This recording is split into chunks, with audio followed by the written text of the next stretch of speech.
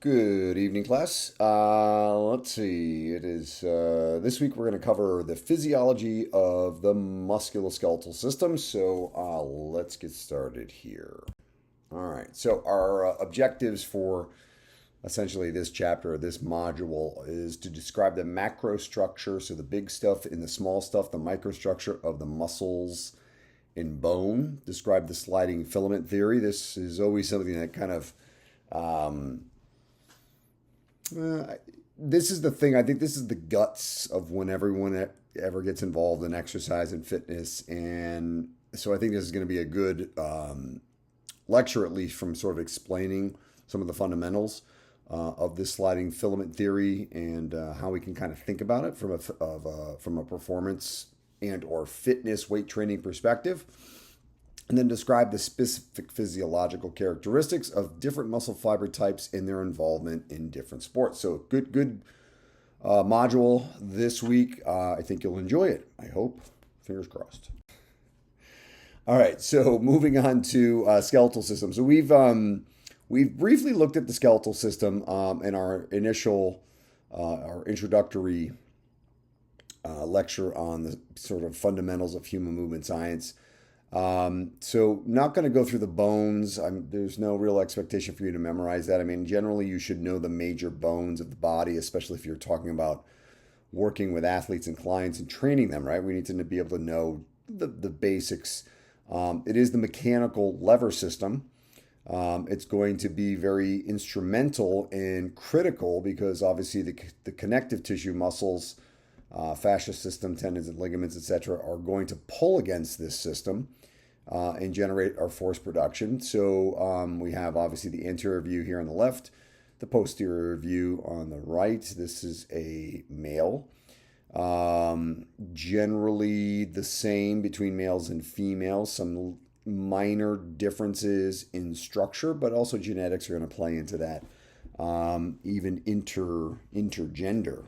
Or in between, different or genders, excuse me, will have different structural setups based on their genetics, inherited genetics, and genetic potential. All right, so we have that axial skeleton will be on the left-hand side, which will be the skull, the vertebral column, the ribs, and include the coccyx, so it does go into the pelvis, and the appendicular is going to be all the other stuff, basically the appendages and arms, including the pelvis, which connects to the acetabulum into the head of femur, the greater trochanter, etc. So that's why it's kind of split that way, because you can see the shoulder blades on the right as well as the pelvis. It all makes up that appendicular skeleton. Our types of joints, if we define joints, essentially going to be the junctions of bones. Where do bones connect? And generally bones don't touch. Bone to bone is arthritis, so bones never should touch. Eventually, some bones may touch as we age, but we definitely want to avoid that. So we have cartilage, obviously, inside of there. And we'll look at this here in a second. So we have fibrous joint types allow virtually no movement. So think of the skull, think of the sutures of the skull, how it's sort of fused together that way. You don't want any movement there. Similarly to the pelvis is fused together. For the most part, is made up of multiple bones that sort of fuse together, integrate with the sacrum. And cartilaginous will allow limited movement. So the intervertebral discs, the shoulders, the hips. Excuse me, that should be something. That's the next one. But there's some movement. So in the vertebral column, right, you get a little bit of movement, but not a ton of movement. The synovial joints, those are going to be your shoulders and your hips. Excuse me. Those will be elbows, knees, shoulders, hips. There is considerable amount of movement. So most of your gross movement patterns, the big movements, are going to come out of those synovial joints. And those, all joints we generally want to take care of, but it's the cartilaginous and the synovial joints in particular that we really want to make sure we pay special attention to, because they will facilitate and transmit force through them, which can cause some deterioration over time. The side of this, though, is that you do need some stress, right? It's like if you just did nothing, that actually would make you break down even sooner. So it's this fine line between too much movement and enough movement to help facilitate growth and production. That's the one thing we always have to remember. We're not a machine. We do need stress in order for our stuff to work better. And when it comes to joints, as an example, joints, especially the synovial joints, they bathe in synovial fluid, and that's how the joint itself maintains its overall health, because that through that passing of bone tissue over itself, because it doesn't, the cartilage in particular doesn't have direct blood flow, allows for nutrients to pass into the cartilage in particular and can promote and maintain healthy joint function as well as range of motion. So we do need to move. We do need to stress our tissues. If we stress them too much, though, right, that comes at a cost. So it's this fine line, and that's really what training, appropriate training and loading is all about. All right, so types of joints are going to be uniaxial, so that's going to operate as a hinge, rotating about one axis. So the perfect example would be the elbow. The other example would be the knee. Biaxial will operate in two perpendicular axes. So example of the ankle and the wrist, we get flexion, extension, and we get some lateral deviation in the frontal plane. And then multiaxial will allow movement in all three axis or planes of motion. Shoulder and hips, being ball and socket joints, work really well in the sagittal frontal and transverse planes. So three types of joints are going to be defined by how much movement in the planes of motions they allow. The vertebral column. Again, we talked about this briefly, but we've got the very top there, the purple, the cervical vertebrae. It's going to be the neck region. They're much smaller, shaped differently. There's 7 of those. Thoracic vertebrae will be the upper back all the way to T12. So we've got T1, that's in green at the tippity top. At the bottom will be T12. T12, and then we have L1 and T12 L1, where you see the green that goes into the pink. That is a thoracolumbar junction. Can often be a point of stress, especially if people are moving inappropriately. But the lumbar vertebrae will have 5. They're much bigger. They're much more robust. They don't want to move all that much. And so we got to be mindful of maintaining them, whereas the thoracic spine and the cervical spine allow for a greater range of motion. And that's really where our most of our rotation should come out of that thoracic spine in combination with the cervical spine. Then we have the sacral vertebrae. So you're going to see there at the bottom in yellow, it really makes up the back part of the pelvis. It's a big kind of meaty vertebral body.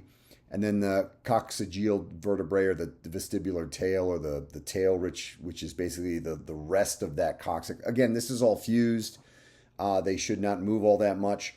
You do get a little movement in that sacrum. Sometimes people get too much movement in the sacrum, and that would be an indication of suboptimal movement in some of the other structural areas. It could be hips, it could be thoracic spine, and you might actually facilitate some more movement in the pelvic through the pelvis itself, and then the sacrum can move a little bit too much. So that would be more of a corrective approach, something we cover in some other coursework that we do here at LACC, Kin Major 218, if you're curious. All right, then we have our structural systems of really I should say soft tissue system. That's ultimately what it is. We are dogmatically stuck in looking at muscles, and I think that generally, as most of you come into kinesiology, you generally think of movement as muscle specific. It's not as accurate as we would like. So I think many of us, if we go to the gym, go to the gyms with the bro scientists out there, we're training specific muscle groups because it's built upon a bodybuilding paradigm of training the aesthetics of a certain group of muscles. Well, from a pure movement perspective, from a pure movement perspective, we look at movement, which encompasses all soft tissue. Yes, muscles are part of that. And yes, our joint actions and our planes of motion will dictate which muscles are recruited, always.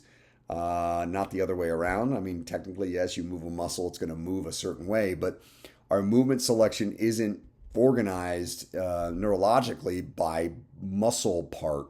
It's organized by function. So pushing, pulling, squatting, hinging.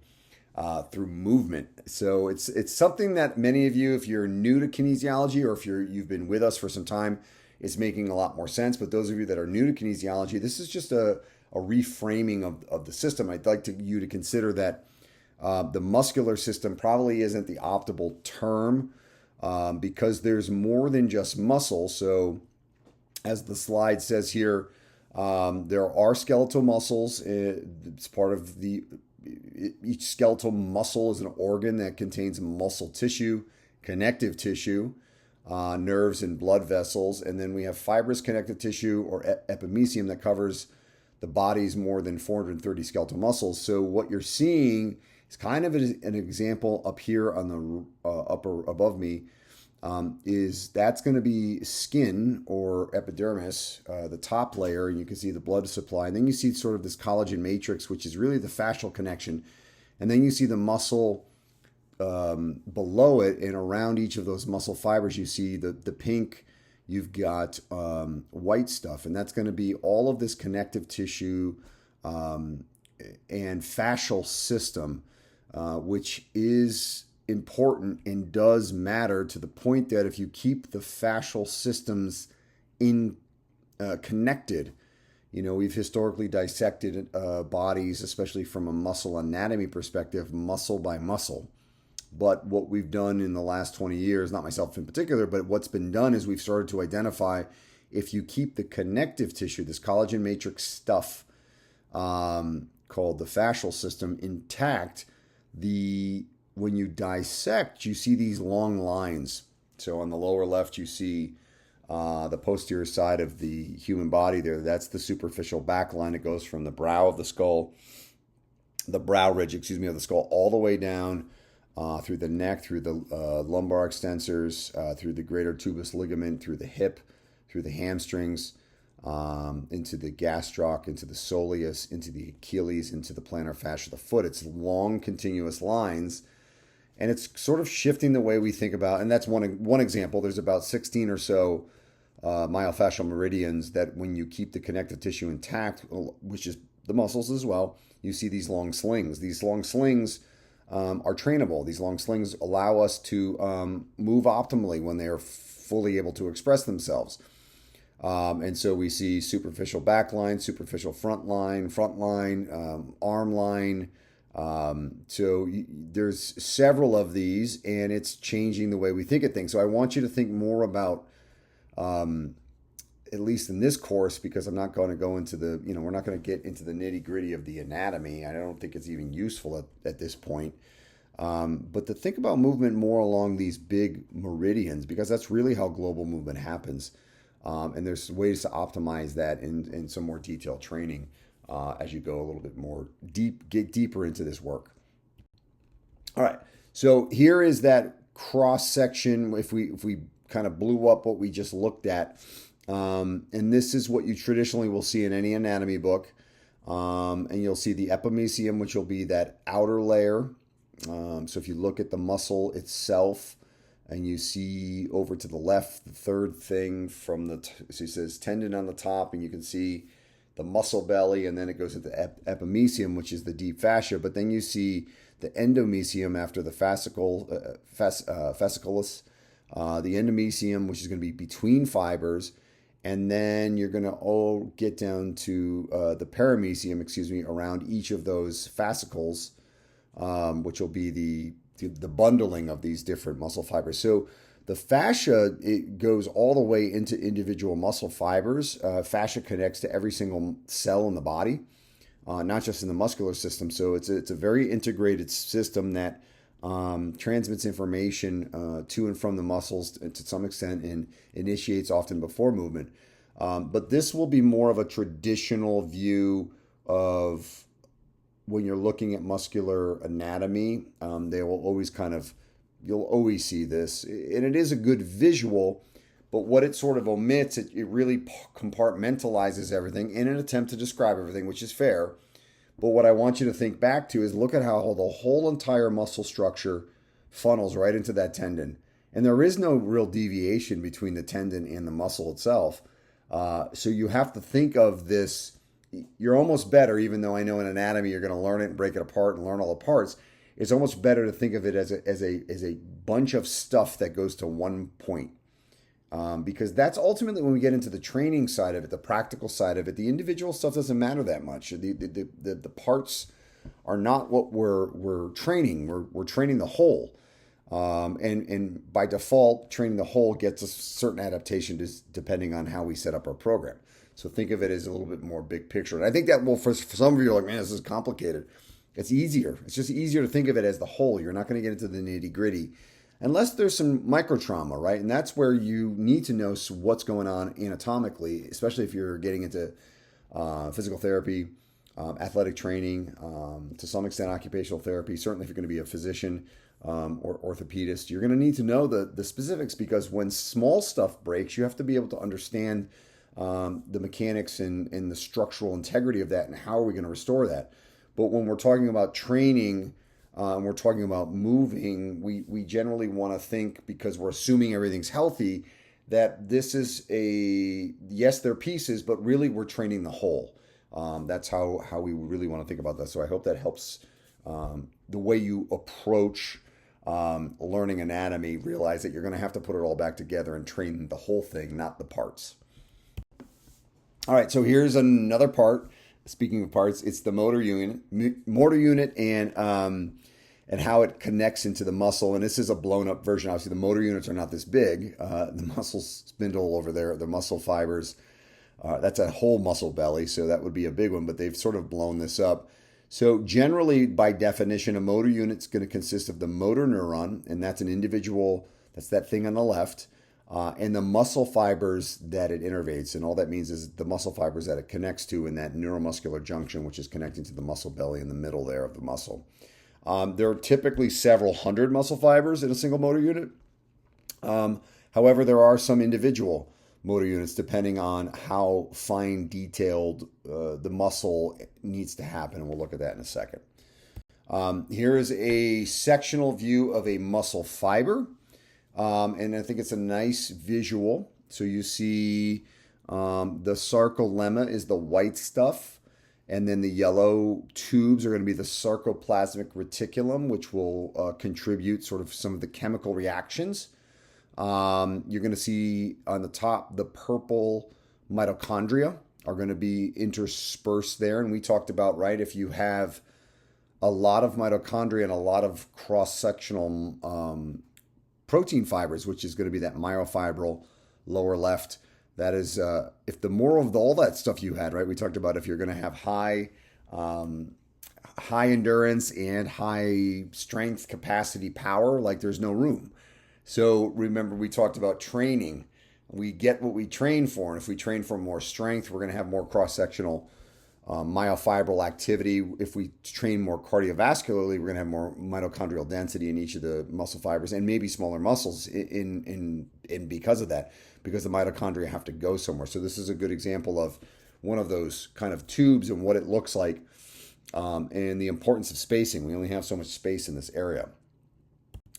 All right, so a little more detailed here. You see on the very tippity top, the person training. Then it goes into a quadricep muscle, and then it breaks into that epimysium, paramysium, endomysium, and epimysium into the myofibril. And so now we're looking in the middle there at a singular muscle fiber, which is going to be made up of these lines. You're going to see at the bottom the M line, the Z line, the H zone, and it repeats itself. And on the top you'll see it's the I band and A band, and then you get into each of the sarcomeres below that. In the yellow, it sort of drops down just below me to the right, and you're going to see what we have on the right in the middle there. Myosin, it's going to be a thick filament, and the actin will be the thin filament. So the myosin's pink, kind of reddish pink, and the actin. And these are where the cross-bridging, where the muscular contraction happens. At the very bottom, you can see that actin myosin. And how this all operates, and we'll look at this in a minute, is essentially it slides over itself. So it slides, you see these lines. That M line in particular will collapse into itself. And then it gets smaller and shorter. And so generally the big thing to take away here is that the discharge of an action potential from the motor nerve. So, and we're kind of doing this backwards. We're going to look at motors, a little bit more of the neural system in a minute, but the discharge signals to the structure, to the muscle fibers that the motor neuron, all the muscle fibers that it connects to.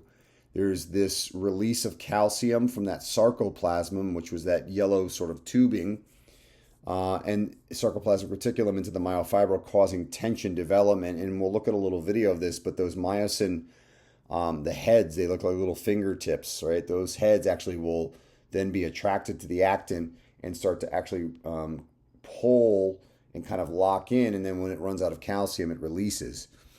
And so this is kind of it's a really cool structure, but this is really at the core of it, what's happening. And obviously we have tremendous amounts of myofibrils doing this all simultaneously, being organized by the brain. Here's that same picture, that lower portion. You see the actin, the myosin, and then the cross-bridging will be those little fingers in red that actually connect to the actin. The sliding filament theory simply states that the actin filaments at each end of the sarcomere slide inwards on the myosin filaments, pulling the Z lines toward the center of the sarcomere, thus shortening the muscle fiber. They detach and then they relax. They basically move back into the same position. So here in the stretch, so think of a muscle sort of stretched out at rest. Usually we're stretched out. The I bands you're going to see there on the left, which make up your actin filaments predominantly, and the H zone are elongated. So you see the middle, it's elongated. There is low force potential due to reduced cross-bridge actin alignment, right? So there is some overlap there in the where you see the both the myosin and the actin overlapping, but there's low force potential because less of the actin is connected, or less of the myosin is connected to the actin. Now, as we start to contract that muscle, we get greater force production because the potential is higher because there's more connection points. So it's still partial connection here, but you'll see how the I bands begin to shorten, and the I bands and the H zone are shortened to allow for this contraction to happen, and we're generating more force production. And then now we have a fully contracted muscle.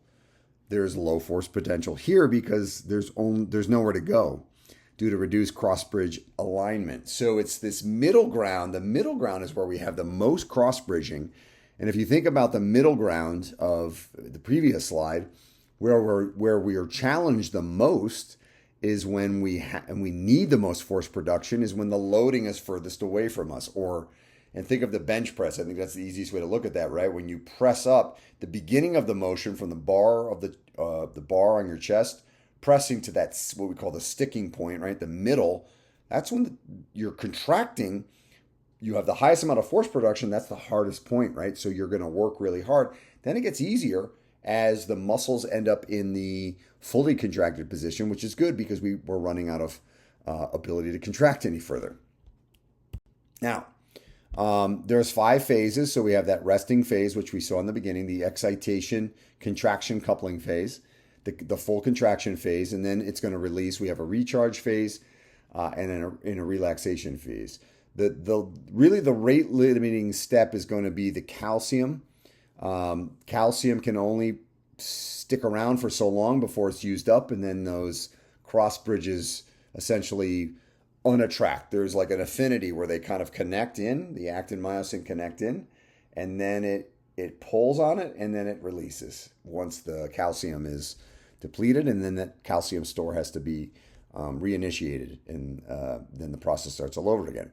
The number of cross bridges that are formed between actin and myosin at any instant in any time dictates the force production. So the more cross bridging we can get, so we see here in the top, we got just an average bicep, and then we have obviously a very muscular bicep with very low body fat, by the way. But the cross-bridging potential is obviously greater in the lower arm than the upper arm. So force production will increase, right? That lower arm should be stronger because we have more cross-bridging potential. Now, here is a kind of a visual of this process. The arrival of the action potential from the nerve from the brain coming into the motor unit and all the muscle fibers that it innervates causes a release of acetylcholine, which is going to drop down there. Once enough acetylcholine is released, an action potential is generated across the sarcolemma and the fiber contracts. And we're going to look at, this is all also initiated by this calcium process. So there we have that acetylcholine connecting in, cross-bridging happening. There's an affinity that happens, and then we have to start the process all over again. So once that potential arrives, sorry, we're still on the same slide. Moving on.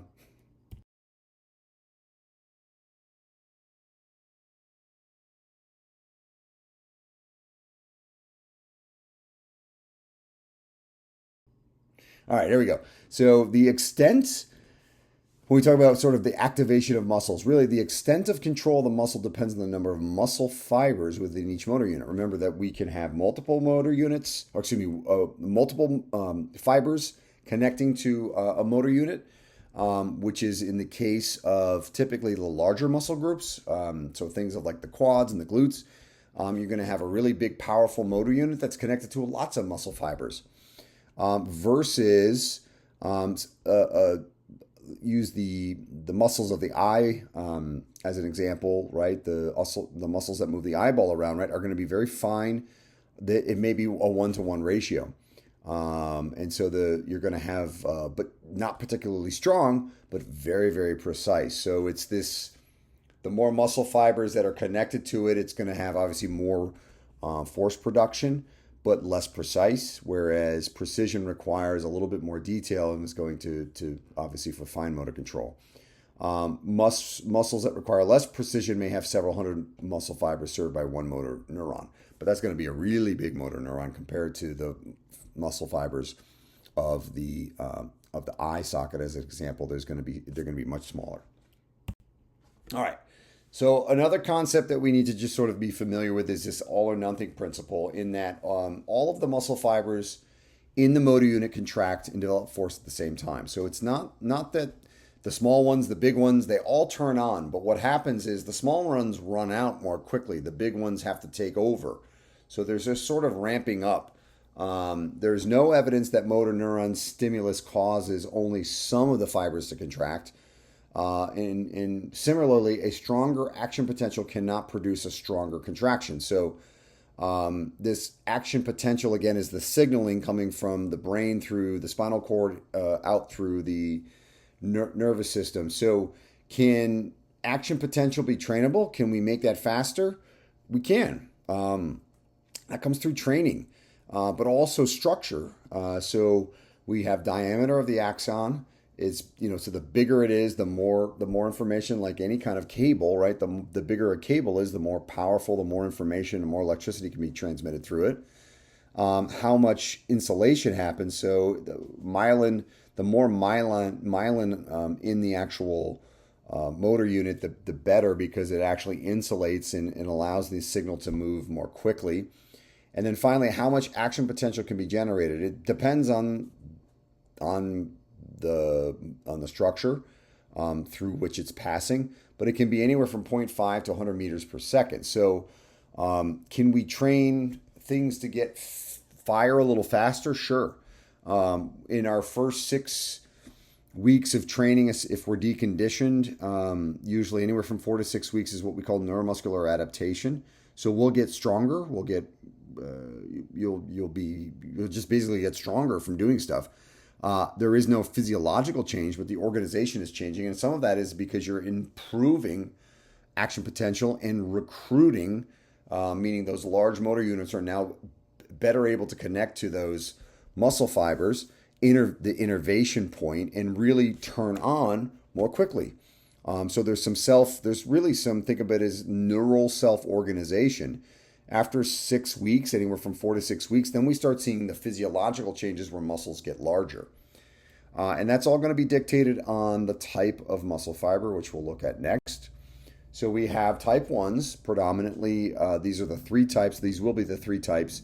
There is some evidence that there's a fourth type that's genetically not in everyone, but very, very, very seasoned folks can have this fourth motor type that I'll briefly talk about. And this was brought up in a conference lecture that I saw a couple of years ago through the National Strength and Conditioning Association, with I think someone at Dominguez Hills, Cal State Dominguez Hills, was working on looking at some of these different changes, and they found that certainly in elite older training, basically people that have been training a long time have this other type of muscle fiber that is very powerful, but it's a very small percentage of the population. So anyway, type 1, slow twitch, are slower contraction speed, high fatigue resistance, and reliance on oxidative metabolism. So that third energy system, so it can't be super powerful, but it can go a long time. They're red in color due to the saturation of blood, and they're well suited for endurance activities. So obviously why the oxidative system is going to be primarily used. They're going to be smaller, little redder when you look at them under a microscope, and they're going to have more mitochondria. Type 2A, these fibers fall in between slow oxidative and fast glycolytic. So they're going to they're kind of the best of both worlds. They use both oxidative and glycolytic metabolism, and are red in color due to the high blood concentrations and blood flow. They're suited for medium duration activities like walking and moderate intensity exercise. And then we have the type 2Xs, the fast twitch. Everyone loves these, especially if you're a weight trainer, because these contract quickly and are prone to fatigue. So these are the big muscles.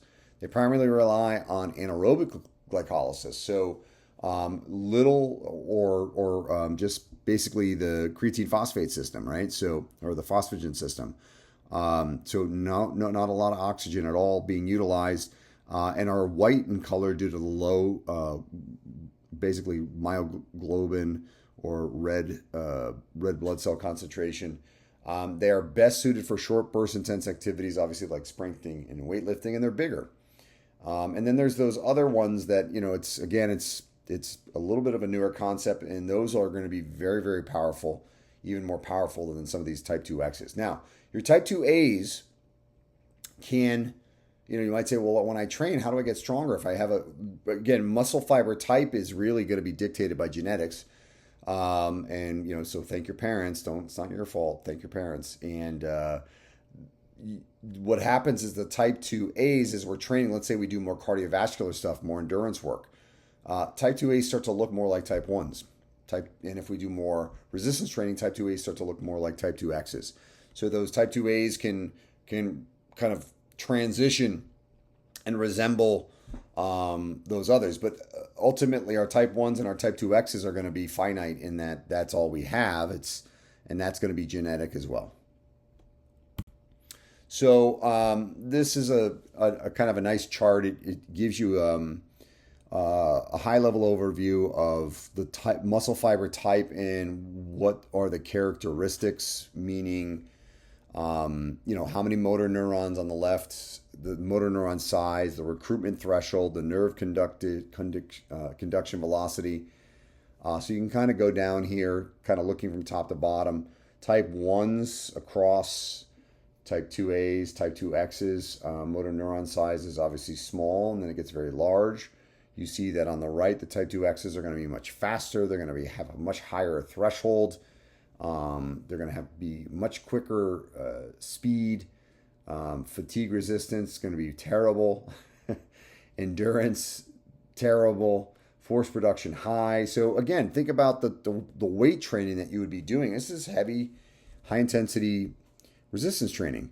Whereas that type 1 is going to be lower level, lighter weight, longer reps, and less rest period, right? So those type 2Xs are going to have you're going to rest definitely for 5 minutes at times. And then type 2As are going to sort of vacillate, right? Depending on the training, they're kind of the middle ground, and they can look more like type 1s or look more like type 2Xs depending on your training. The key point here is that motor units are composed of muscle fibers and specific morphological and physiological characteristics that determine their functional capacity. So there is a little bit of finiteness there, but your 2As can start to look and translate or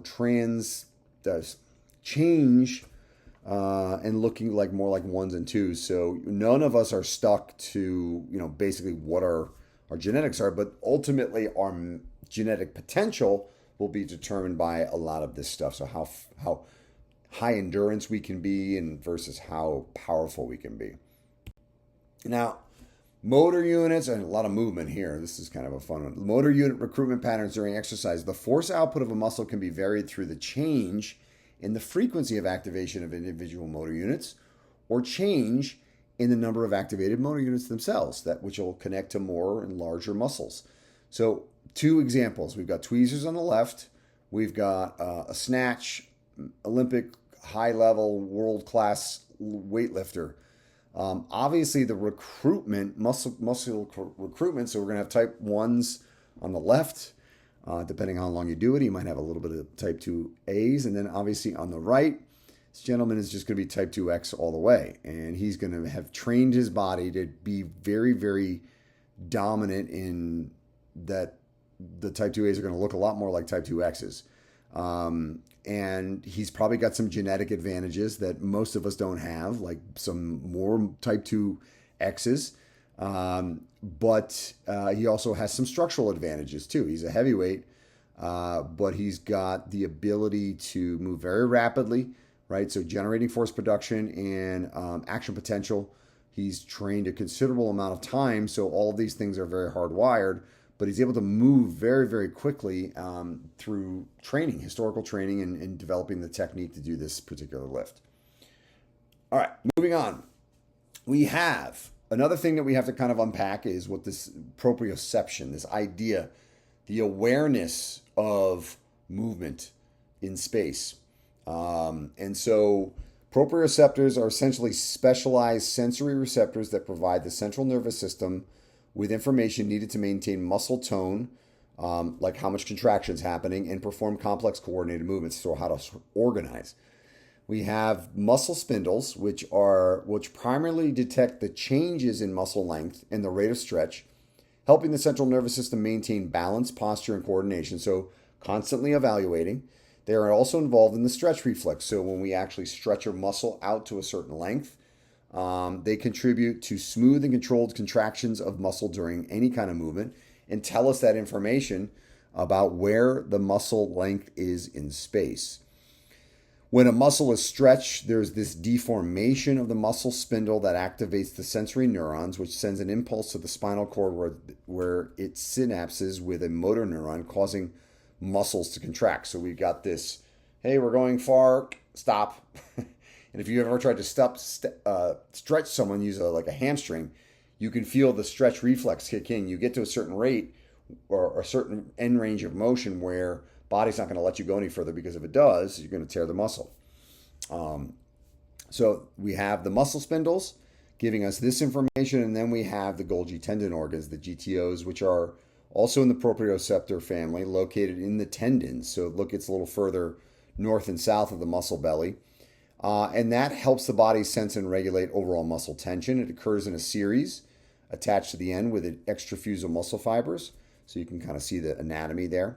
And when an extremely heavy load is placed in the muscle, a discharge from the GTO occurs. The sensory neuron of the GTO activates an inhibitory interneuron in the spinal cord, which turns synapses with and inhibits a motor neuron serving the same muscle. So it turns things off.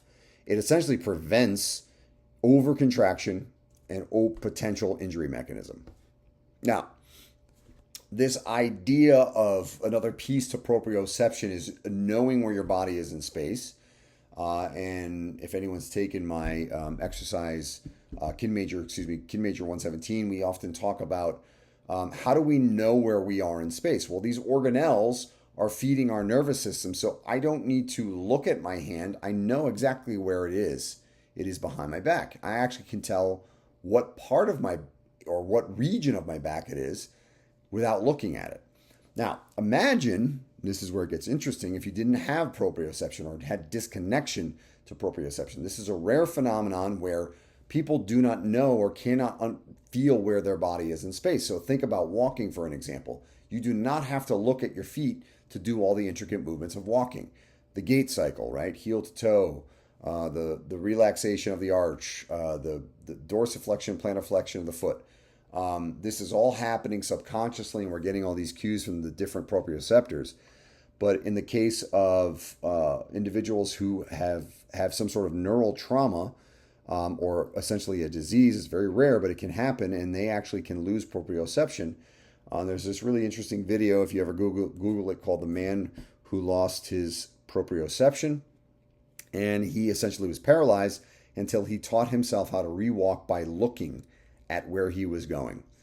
He's an English gentleman, and it's a pretty interesting little documentary on the BBC, if you're curious to check it out.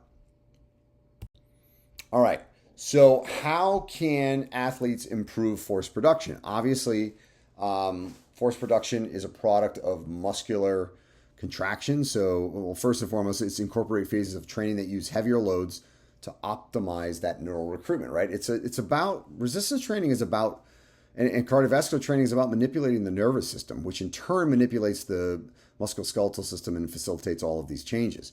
But you're going to want to increase the cross-sectional area of muscles involved in the desired activity. That's going to make you stronger, more powerful. And then perform multiple muscle, multi-joint exercises that can be done with more explosive actions to optimize fast twitch muscle recruitment. So we should be doing our plyometrics, or if we're really talking about power development or Olympic weightlifting, then we move into our squats, our deadlifts, our big multi-joint exercises, our bench presses, our rows. And that's going to train our bodies to adapt and generate more force production. And ultimately, force production, not only does it allow us to generate more force, it also allows us to slow our bodies down more quickly, to put the brakes on, which is also something that we often overlook. It's not just about accelerating quickly, it's also being able to decelerate quickly and without blowing through a knee, or you need to be able to put the brakes on and be able to do stuff. Now, sometimes we get into positions where even if I put the brakes on, I'm gonna go through the governor, so to speak, of my engine, and that's where injury can happen. But generally, getting people stronger helps them be more resilient to mitigate against injury. And you might be saying, well, how do I do all this stuff? And we cover in our fall semester, Kin Major 115, techniques of instruction, weight training. It's a lecture lab. We're in lab talking about some concepts, high level concepts that we've covered in this course, but really putting it into action. And our textbook is the Science and Practice of Strength Training, and we get into this thing called periodization. So your exercises over time need to change in a logical fashion, and we need to do a needs analysis of any of our athletes, not only on the sport, obviously on the energy system demands, on the musculoskeletal system demands, and how are we going to approach this training? And I know as we start to learn and unpack a lot of this stuff, it gets a little bit more confusing, because you start to actually get a little bit more, I don't want to say stymied, but you get a little gun shy. Well, if I do this, that's maybe not so good, because you start learning too much about it. And sometimes I think it's don't know anything and you're just trained. But often what happens with that is sometimes you overtrain and you do too much. So there's the other side of the equation. But what we get into is this concept of periodization, and we build out long-term training programs for a year. We annualize a training program, which I know many of you might be thinking, wow, that's pretty wild. We'll actually plan out. But I want you to think about Olympians have a 4-year cycle, right? And so we have to plan out in advance. And we talked about in a previous lecture, Michael Phelps as the example. He went to 4 different Olympics. That's 16 years. The training has to be very different, because you cannot keep doing the same thing, or you have adapted, and your structural systems will no longer make any adaptations.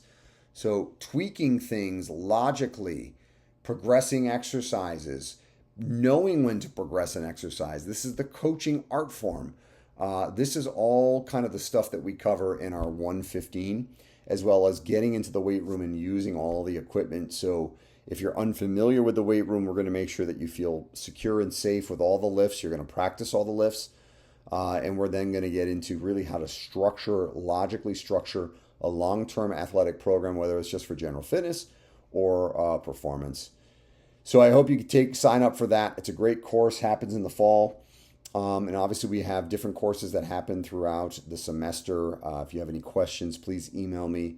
I'll post up some other things that we're doing at any given time, a lot of the new programs that we have up and running. So I will keep a lookout for that. And always email me with any questions that you have. All right, hope you enjoyed. I will chat with you soon.